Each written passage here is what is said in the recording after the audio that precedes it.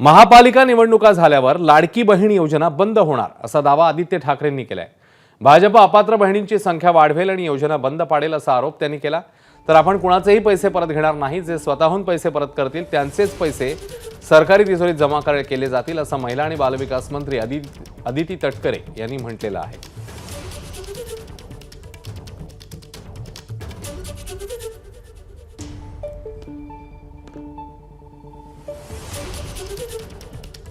दरम्यान आदित्य ठाकरे आणि अदिती तटकरे नेमकं काय म्हणाले बघूया।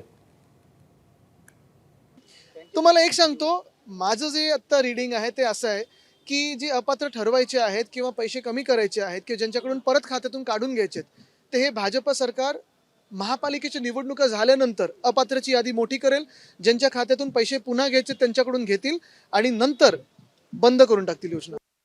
ज्या वेळेला एखाद्या रिफंड होत असतं त्यावेळेला ते शासनाच्या तिजोरीमध्ये जात असतं आणि त्याच्यामध्ये ट्रेजरी डिपार्टमेंट जे असतं, नियोजन किंवा आपलं तो जो विभाग आहे तो आम्हाला महिला व बालविकास विभागाला ज्या पद्धतीनं त्यातल्या सूचना देतील की त्याच्यासाठी ते कुठली विंडो आम्हाला उपलब्ध करून देतील की शासनाच्या तिजोरीमध्ये ती रक्कम यावी आणि मग ती वेगवेगळे जी काही लाभाच्या योजना असतील किंवा वेगवेगळे जे काही शासनाचे इतर प्रोजेक्ट्स असतील तर त्यासाठी ते वापरावे। तर तो त्या शासन म्हणून तो अधिकार असतो, तर ती जी विंडो आम्हाला उपलब्ध करून देतील त्या पद्धतीने ती प्रक्रिया होईल। पण अद्याप तरी ज्यांनी व्हॉलंटरीली आमच्याकडे अर्ज दिलेले आहेत त्यांच्या संदर्भातली पण ही प्रोसिजर अद्यापही सुरू झालेली नाही।